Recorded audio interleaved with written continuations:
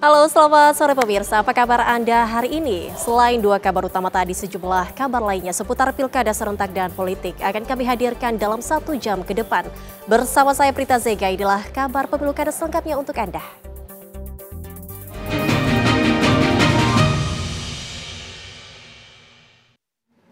Kita awali kabar pemilu kada sore hari ini pemirsa. Calon Bupati Petahana Indramayu, Jawa Barat Nina Agustina terlibat adu mulut dengan simpatisan calon bupati lainnya yang diduga menghalangi perjalanan saat menuju lokasi kampanye.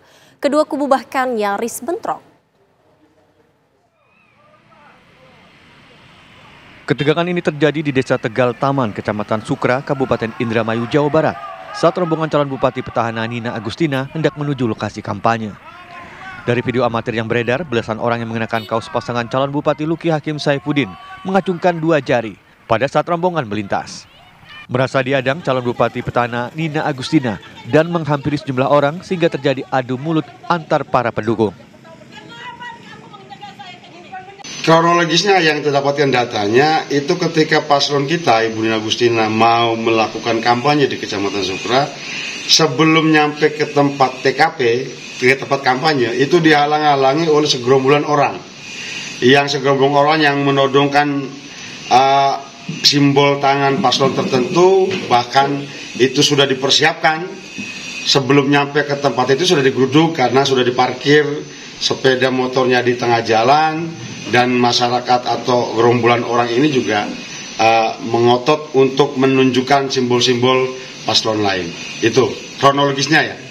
Kronologis seperti itu, dan itu menurut per KPU itu sudah melanggar dan kategorinya pelanggaran hukum.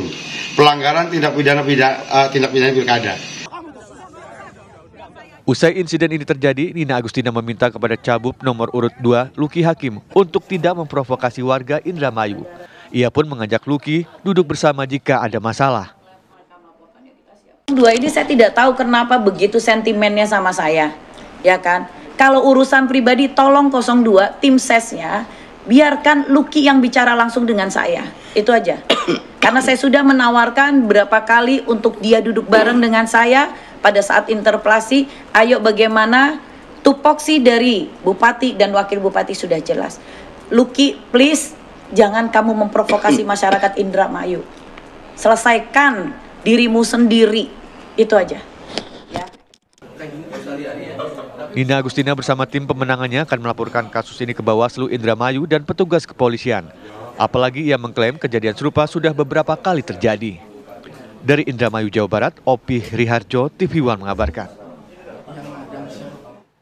Teror terjadi di posko pemenangan pasangan calon Bupati PD Jaya Haji Sibral Malasyi dan Hasan Basri. Dua relawan yang ada di dalam posko sempat panik mendengar suara letusan senjata di luar posko. Teror terjadi di posko tim pemenangan pasangan calon Bupati PD Jaya nomor urut 1 Sibral Malasyi dan Hasan Basri. Menurut saksi mata di posko ini terdengar suara letusan senjata sebanyak 3 kali. Pada saat kejadian ada 2 relawan di dalam posko yang tengah menginput data pilkada. Kasus ini sudah dilaporkan kepada pihak kepolisian. Jadi malam sekitar jam 12 lewat 10 ataupun ya kurang jelas begitu Pak. Terdengar suara rentetan senjata. Selanjutnya di dalam kami merasa panik dan selanjutnya setelah berapa menit setelah penembakan saya keluar lihat suasana di luar. Setelah itu saya masuk kembali menunggu teman yang datang. Berapa kali Bang suara tembakannya? 3 kali. 3 kali ya? Bentuknya rentetan. Rentetan ya? Ini yang mengenai apa Bang tembakan itu Bang? Kalau secara bangunan tidak ada yang mengenai, tapi ada pecahan kaca. Kita nggak tahu itu dari arahnya dari mana, tembakan apa. Di dalam berapa orang banyak itu? 2 orang. 2 orang Lagi input data. Untuk apa pilkada. Dari pemenangan tim Sapa. Oke, setelah kejadian itu bagaimana orang di dalam? Apakah keluar atau gimana atau kabur? Keluar lihat suasana di luar aja. Setelah itu masuk kembali. sambil menunggu teman yang datang. Ada nggak di luar yang nampak atau bagaimana mungkin setelah Udah kejadian? nggak ada, kosong. Kosong ah. Kondisi di luar sepi saat itu atau gimana? Sepi. Sepi ya. Aparat kepolisian dari Polres Pidijaya langsung mengamankan dan memasang garis polisi agar masyarakat tidak memasuki lokasi ini. Dari Pidijaya, Aceh, Saiful MDA, TV One mengabarkan. Diduga akibat beda pilihan calon bupati menjelang pilkada, 2 rumah warga di Kabupaten Baru, Sulawesi Selatan dibongkar dan dipindahkan oleh pemilik lahan.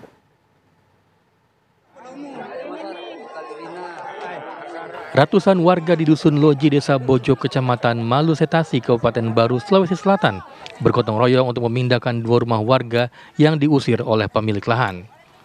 Setelah melepaskan fondasi rumah panggung yang terbuat dari kayu itu dari tanah, rumah tersebut kemudian diangkat dengan cara dipikul bersama-sama menuju lokasi baru. Pemindahan rumah ini ternyata dipicu oleh permasalahan berbeda pilihan dalam Pilkada Kabupaten Baru. Menurut pemilik rumah, ia mendapat kabar dari seseorang yang mengaku diutus oleh pemilik lahan yang berada di Morowali untuk segera memindahkan rumahnya. Hal ini karena di rumahnya terpasang baliho paslon yang tidak didukung oleh pemilik lahan. Pemilik rumah yang bernama Norma kemudian meminta tolong kepada warga desa untuk memindahkan rumahnya ke lokasi lain. Tapi itu pun orang tanya saya, bukan saya langsung. Cuma orang ditanya karena ada di situ di grup. Oh, jadi diduga karena beda pilihan, Bu, ya? Ya begitu, apa? Ya begitu, Bu, aku dengar.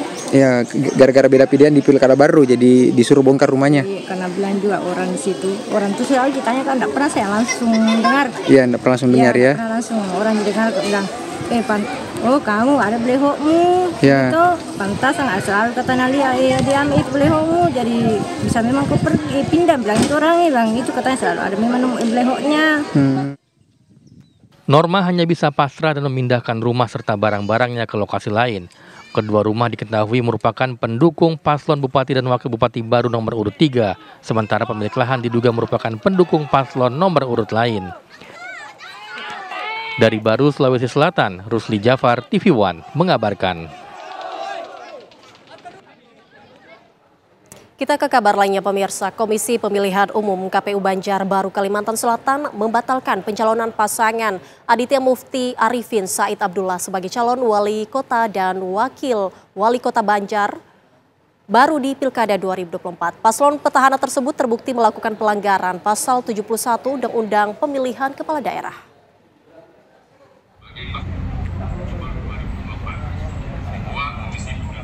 Komisi Pemilihan Umum Kota Banjarbaru, Kalimantan Selatan mengumumkan keputusan pembatalan Muhammad Aditya Mufti Arifin dan Said Abdullah sebagai pasangan calon wali kota dan wakil wali kota Banjarbaru tahun 2024. Keputusan ini merupakan tindak lanjut rekomendasi yang dikeluarkan Bawaslu Kalimantan Selatan beberapa waktu lalu. Paslon petahana tersebut terbukti melakukan pelanggaran pasal 71 ayat 3 Junto ayat 5 Undang-Undang Pemilihan Kepala Daerah. Pelanggaran tersebut diantaranya penggunaan tagline juara oleh paslon nomor urut 2 yang merupakan petahana. Sementara Banjarbaru Juara merupakan tagline Pemko Banjarbaru, termasuk sejumlah program seperti Bakul Juara dan Angkutan Juara. Kesatu, menetapkan pembatalan Haji Muhammad Aditya Mufti Arifin, SHMH, dan Dr. Andes Haji Said Abdullah, MSI, sebagai pasangan calon wali kota dan wakil wali kota Banjarbaru tahun 2024. Kedua, keputusan ini mulai berlaku pada tanggal ditetapkan di Banjarbaru pada tanggal 31 Oktober 2024. Ketua Komisi Pemilihan Umum Kota Banjarbaru, Dahtiar. Kuasa hukum paslon nomor urut 2 Dedi Haryatna mengaku menyesalkan atas keputusan KPU Banjarbaru yang tidak melakukan evaluasi terlebih dahulu. Carikan bukti yang lebih lengkap, tapi itu tidak dilakukan oleh KPU. Sepertinya KPU menelan mentah-mentah rekomendasi Bawaslu itu. Dan juga memberikan sanksi yang paling ekstrim. Yang paling ekstrimnya itu artinya kan bisa banyak sebenarnya penjatuhan sanksi, tapi saya nggak tahu kenapa KPU hanya dengan satu kali rapat pleno kemudian memutuskan pembatalan pasangan Aditya Mufti Arifin dan Said Abdullah ini. Artinya KPU sangat ingin cepat-cepat atau tidak mengindahkan prinsip kehati-hatian. Ini kan membatalkan pasangan calon bukan hal yang sederhana.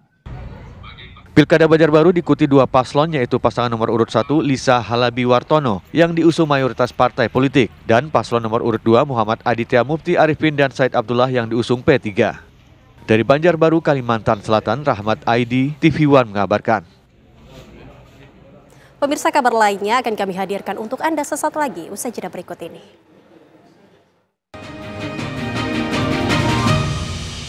Anda kembali menyaksikan kabar pemilu kada. Pemirsa, Presiden Republik Indonesia Prabowo Subianto mengunjungi kediaman Presiden RI ke-7 Joko Widodo di Solo, Jawa Tengah Minggu malam. Sebelumnya Prabowo Subianto melakukan kunjungan kerjanya ke Bali.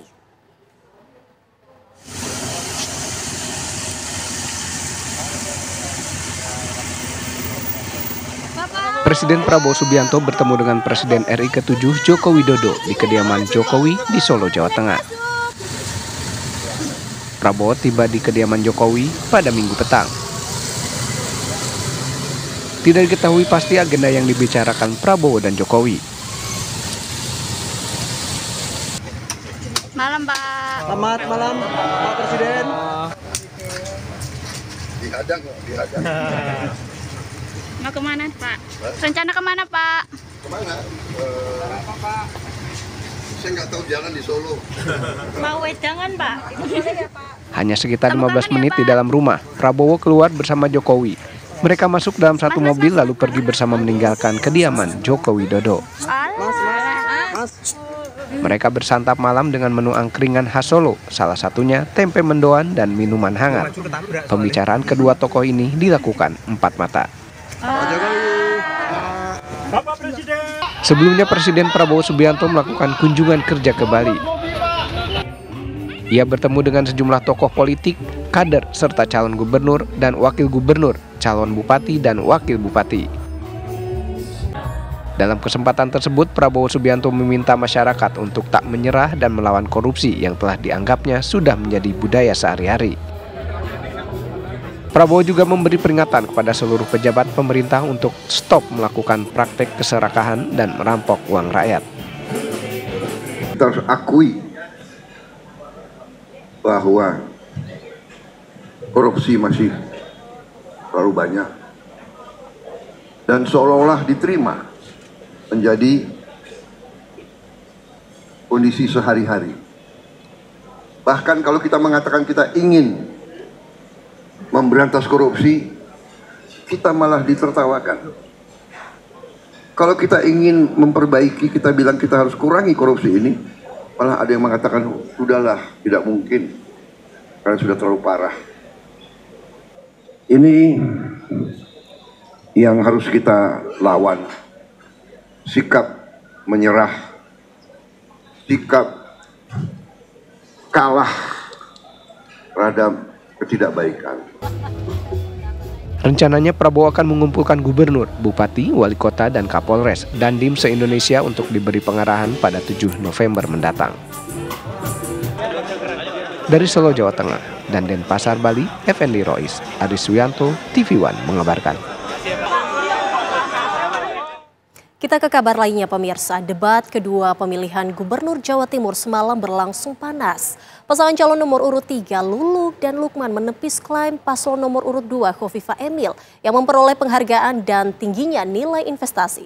Sementara pasangan nomor 3 Risma Gus Hans mengaku akan meningkatkan pelayanan publik dan memperbaiki birokrasi. Saya ingin menyampaikan kepada kita semua, bersyukur alhamdulillah bahwa kemajuan yang dicapai oleh Provinsi Jawa Timur insya Allah adalah kemajuan yang nyata adanya. Kami ingin menyampaikan bahwa pada posisi 5 tahun terakhir, investasi di tahun 2023 mencapai titik tertinggi dari 5 tahun masa kami menjalankan pemerintahan dan catatannya adalah 145 triliun.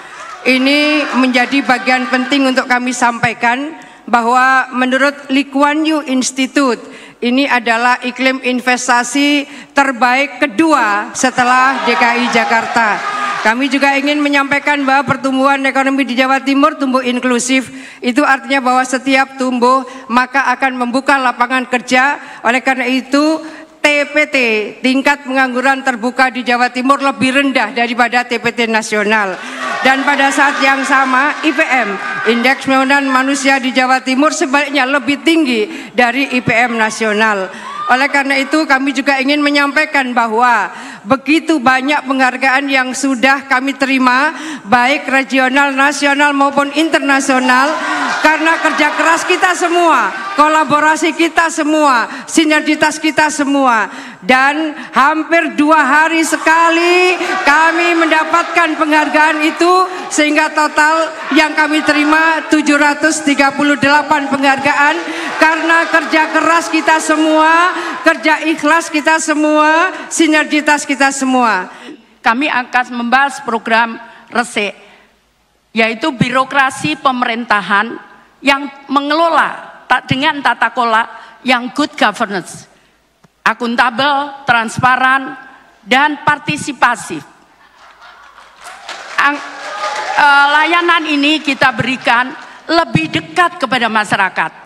Karena wilayah Jawa Timur wilayah yang sangat luas dan banyak terdiri dari beberapa daerah yang sangat terpencil. Karena itu layanan ini harus bisa didekatkan sampai di tingkat kelurahan, kecamatan, dan daerah. Layanan yang dilakukan adalah semua menggunakan teknologi informasi. Meskipun itu kami tetap menyiapkan layanan di desa-desa yang bisa diakses langsung untuk masyarakat, mulai pendaftaran anak sekolah, keluhan terhadap sakit, keluhan terhadap layanan-layanan publik, itu bisa diakses langsung melalui desa, kecamatan, dan pemerintah kabupaten dan daerah. Yang selanjutnya adalah bagaimana kita memberikan pertanggungjawaban soal akuntability. Makanya yang kita lakukan adalah dengan menggunakan teknologi informasi, maka kita bisa menyamin kapan akan selesai perizinan, kapan berapa biayanya, itu dapat langsung dipantau oleh masyarakat. Demikian pula bagaimana layanan terutama tentang pengelolaan keuangan yang harus transparan dan masyarakat itu terlibat di dalam penyusunan anggaran tersebut. Karena itu sangat komunikasi yang masif dan aktif di masyarakat akan kita lakukan, saya bersama Guzan. Pemimpin negara di dunia ini punya komitmen akan menuntaskan semua tujuan SDG Sustainable Development Goals pada tahun 2030. Itu artinya bahwa pemerintah Provinsi Jawa Timur harus memastikan bahwa tidak ada lagi orang miskin, tidak ada lagi orang yang lapar, zero hunger, zero poverty. Dan pendidikan harus tuntas, berkualitas, dan 100% warganya harus juga punya jamban yang sehat dan juga bersih. Namun demikian bahwa kita masih punya data terakhir, ada 19,2% atau setara dengan 2.158.000 rumah tangga di Jawa Timur yang tidak punya jamban sehat. Dan indeks kualitas lingkungan hidup di Jawa Timur juga peringkat 21 dibandingkan dari seluruh Indonesia. Dan saya bertemu dengan seorang pimpinan pesantren di Bangil, Pasuruan. Mereka mengatakan mengeluh selama bertahun-tahun karena ada perusakan dan pencemaran limbah di desanya. Namun jangankan ada solusi, didengar pun tidak oleh pemerintah provinsi. Oleh karena itu yang dibutuhkan adalah sebuah kepemimpinan birokrasi yang solutif dan cantik, cerdas, yang adaptif, transparan dan transformatif, juga inovatif, kompeten dan juga anti korupsi. Maka oleh karena itu jangan pernah berbangga kalau kita menerima begitu banyak penghargaan.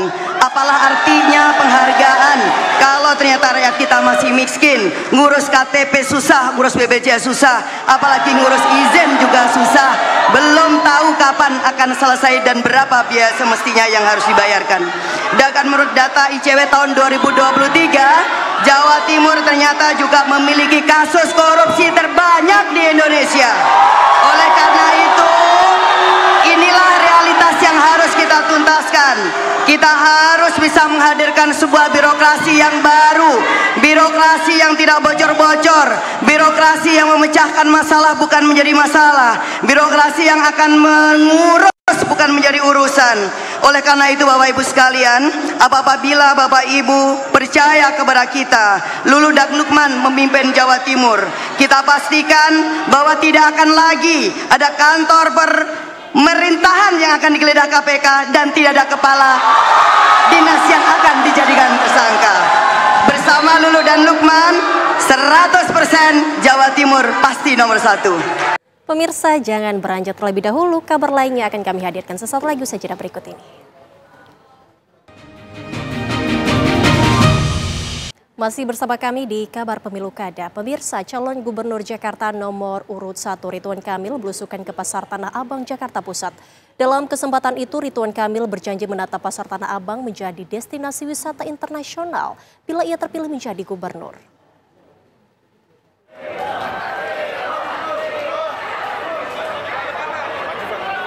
Kedatangan Ridwan Kamil ke Pasar Tanah Abang disambut antusias oleh para pedagang. Ridwan Kamil yang didampingi relawan Rumah Jakarta Bersatu kemudian berkeliling ke Pasar Tanah Abang Blok A maupun Blok B. Kesempatan itu dimanfaatkan pedagang untuk bersalaman serta meminta swafoto bersama Ridwan Kamil.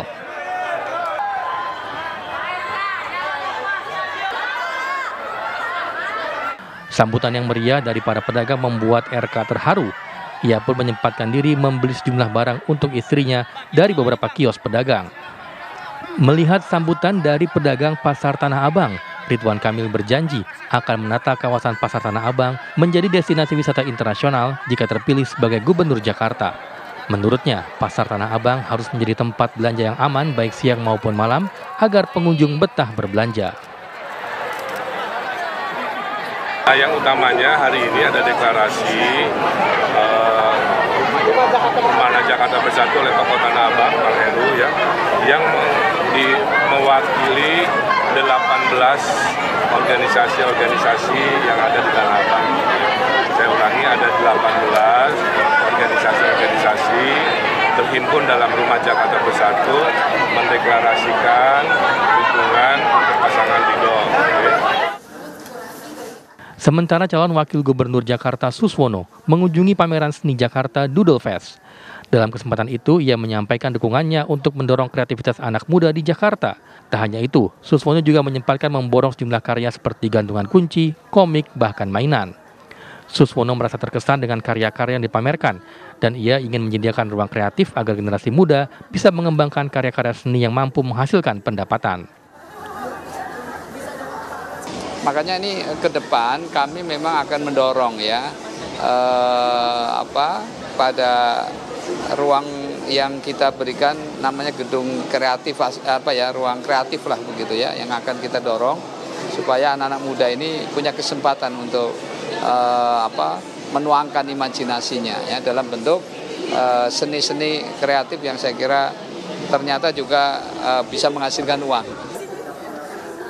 Menurut Suswono, ia bersama Ridwan Kamil ingin agar Jakarta menjadi pusat seni yang tidak hanya tingkat nasional tapi juga internasional. Dari Jakarta, tim TV One mengabarkan.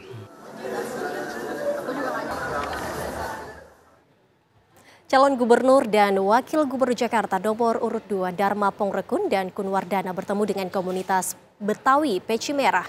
Selain berjanji menata ulang tata ruang Jakarta, Dharma Kun juga ingin menjadikan Jakarta sebagai kekuatan sepak bola nasional.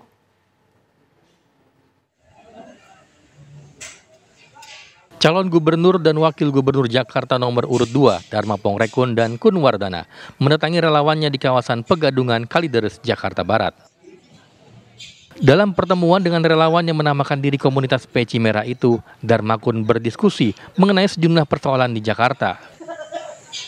Usai diskusi, Dharma berjanji akan mendesain ulang tata ruang Jakarta yang tidak hanya mementingkan bisnis tapi juga mendesain tata ruang dengan unsur adab. Redesign tata kota, apalagi dengan didengungkannya pemindahan ibu kota ke IKN, berarti kami punya kesempatan untuk redesign. Desain yang sudah ada kita sesuaikan dengan adab rumah rakyat Jakarta, filosofi rumah rakyat Jakarta. Jangan lagi arsitek yang ada hanya mengacu kepada arsitek bisnis, tetapi arsitek adab. Sementara calon wakil gubernur Jakarta nomor urut 2 Kunwardana berjanji menjadikan kota Jakarta sebagai salah satu kekuatan sepak bola di Indonesia. kami hadir juga karena komitmen kami untuk kemajuan olahraga, khususnya sepak bola, bukan hanya kita kuat di level nasional saja, tetapi di regional dan internasional. Ini merupakan bibit-bibit yang nanti kita akan dorong untuk bisa maju, memperkenalkan Indonesia sebagai Jakarta sebagai kota kekuatan sepak bola. Darmakun juga menyempatkan diri untuk memberikan piala kejuaraan mini soccer komunitas Peci Merah se-Jakarta. Dari Jakarta, Arif Budiman Saputra, TV One mengabarkan. Sementara itu pemirsa, calon gubernur dan wakil gubernur Jakarta nomor urut 3 Pramono Anung dan Rano Karno menggelar kampanye akbar bertajuk Festival Menyala di Jakarta International Velodrome, Rawamangun, Jakarta Timur. Acara tersebut untuk membangun solidaritas serta memberikan kegembiraan pada masyarakat.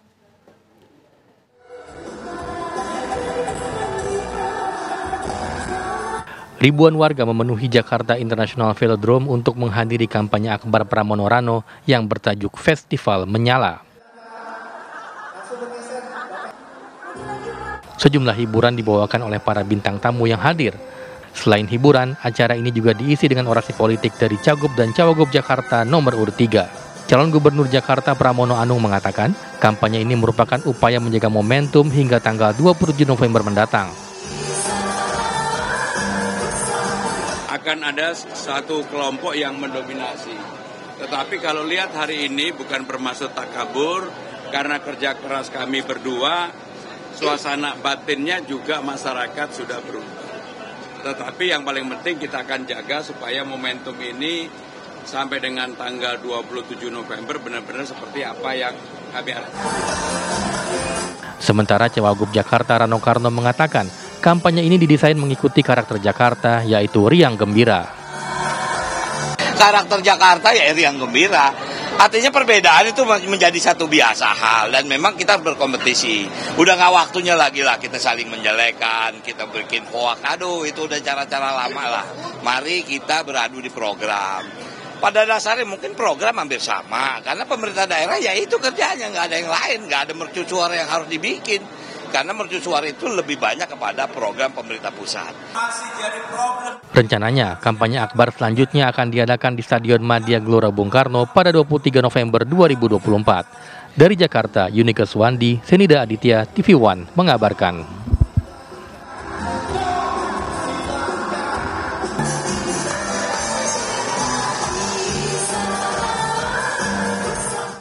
Dan untuk mengetahui agenda kampanye calon gubernur Jakarta hari ini, kita akan bergabung dengan reporter TV One Iman Fajar di lokasi kampanye Ridwan Kamil dan Alvin Saputra di lokasi kampanye Pramono Anung. Kita ke Iman Fajar terlebih dahulu. Selamat sore Iman, bagaimana belusukan kampanye hari ini di daerah Anda saat ini? Silakan Iman.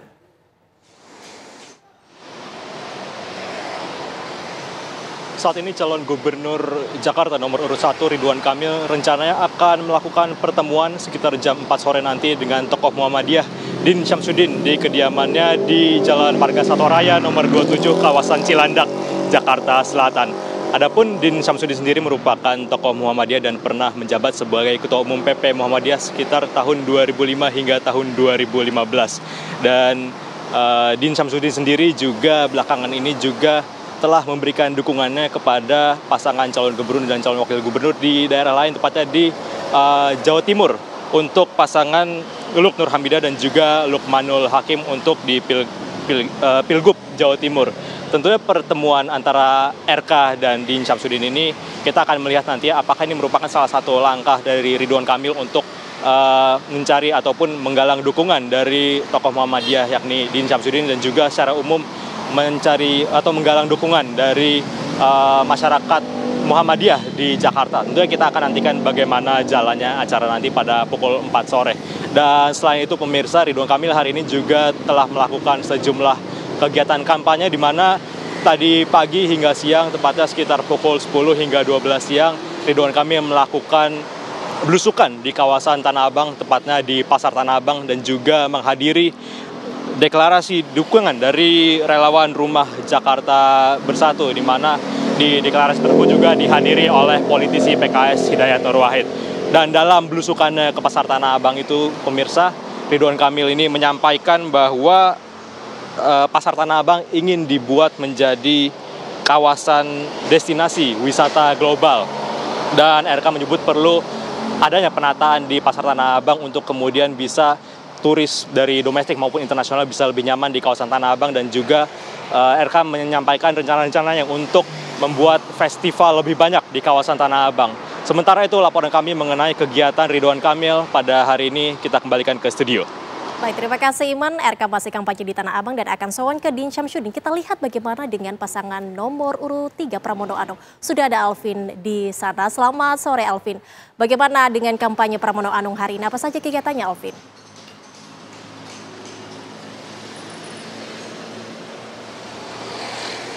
Ya baik Zega dan juga pemirsa, memang kita ketahui bahwa tinggal menghitung hari lagi, sekitar 23 hari lagi menjelang masa pemilihan untuk calon gubernur dan juga calon wakil gubernur Jakarta yang akan memasuki masa pencoblosan pada tanggal 27 November 2024, di mana memang ini merupakan akhir-akhir dari masa kampanye untuk para pasangan calon gubernur dan juga calon wakil gubernur Jakarta, di mana untuk saat ini untuk calon gubernur nomor urut 3 yaitu Pramono Anung memang pada hari ini hanya memiliki 2 agenda kampanye saja, dan memang untuk agenda pertama tadi dilaksanakan sekitar pukul 1:30 siang, dan memang untuk agenda yang pertama tadi untuk Pramono Anung mendatangi kantor PGI ataupun Persekutuan Gereja Indonesia yang berada di wilayah Jalan Kayu Jati 3, Rawamangun, Jakarta Timur. Memang tadi untuk Pramono Anung untuk di agenda pertama hadir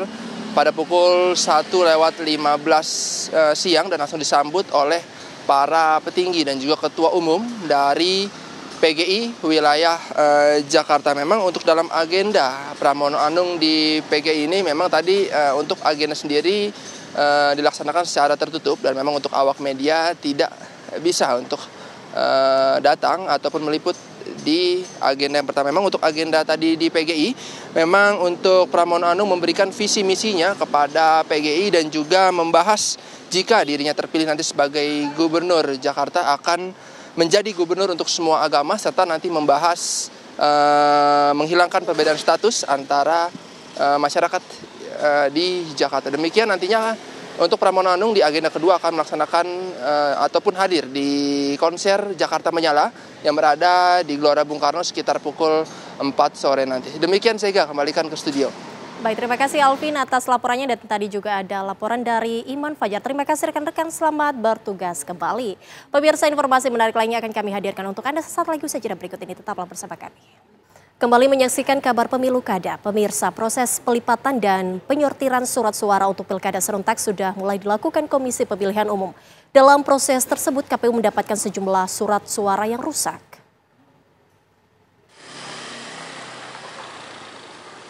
Jutaan surat suara Pilkada Jawa Barat dan Pilkada Sumedang mulai dilipat dan disortir oleh ratusan orang pekerja di gudang logistik KPU kawasan Pawenang, Sumedang Utara. Dalam proses penyortiran, petugas menemukan sejumlah surat suara rusak atau tidak layak. Kerusakan meliputi sobeknya surat suara dan terkena tinta. KPU Sumedang menargetkan sebanyak 300.000 surat suara terlipat perharinya. Sementara untuk keseluruhan ditargetkan rampung selama 6 hari.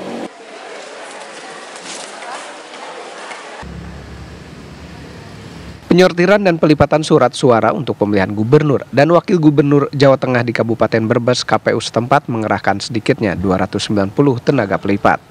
Untuk mengantisipasi kecurangan dan akurasi penyortiran, ratusan tenaga pelipat surat suara dijaga ketat petugas KPU maupun kepolisian, termasuk memasang 13 kamera CCTV yang terpasang di berbagai titik, di dalam maupun di luar gudang penyimpanan logistik. KPU Kabupaten Rembang juga mulai melakukan tahapan sortir dan pelipatan surat suara untuk pemilihan gubernur dan wakil gubernur Jawa Tengah. Penyortiran dan pelipatan surat suara ini melibatkan 90 orang pekerja dan ditargetkan selesai selama 6 hari. Ketua Komisi Pemilihan Umum atau KPU Kabupaten Rembang, MIK Iqbal Fahmi mengatakan, total surat suara Pilgub Jawa Tengah yang disortir dan dilipat sebanyak 510.595 lembar. Dari Sumedang, Jawa Barat, Brebes dan Rembang, Jawa Tengah, tim TV One mengabarkan.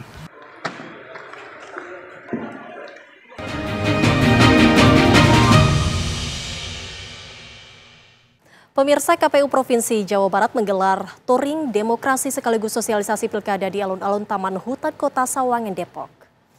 Touring demokrasi dan sosialisasi pilkada ini digelar di 27 kabupaten kota yang ada di Jawa Barat.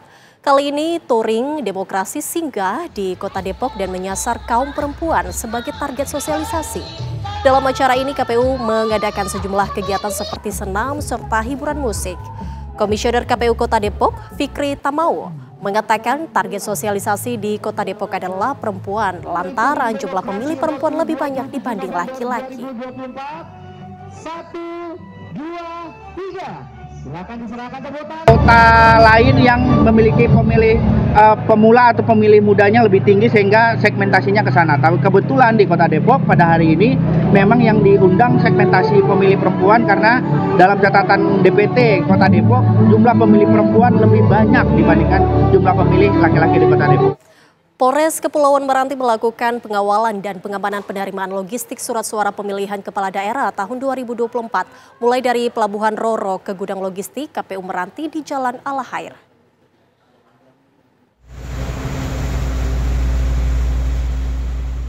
Kapal yang membawa mobil logistik Pilkada 2024 dikawal petugas Polairut Polres Meranti, mulai dari memasuki perairan Meranti hingga bersandar di pelabuhan. Petugas juga berjaga di atas kapal untuk memastikan logistik tersebut aman.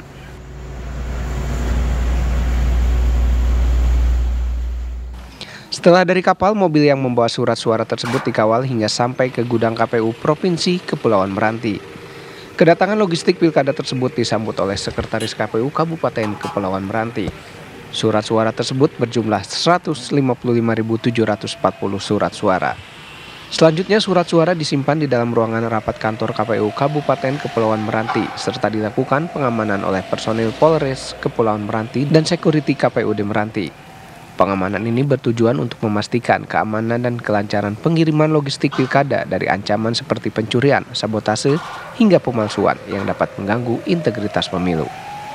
Dari Pekanbaru Riau, Muhammad Arifin, Fajar Ramadan, TV One mengabarkan.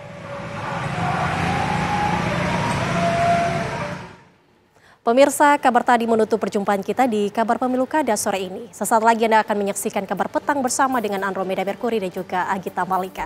Saya Prita Zeki mewakili kru yang bertugas pamit undur diri. Terima kasih atas atensi Anda dan sampai jumpa.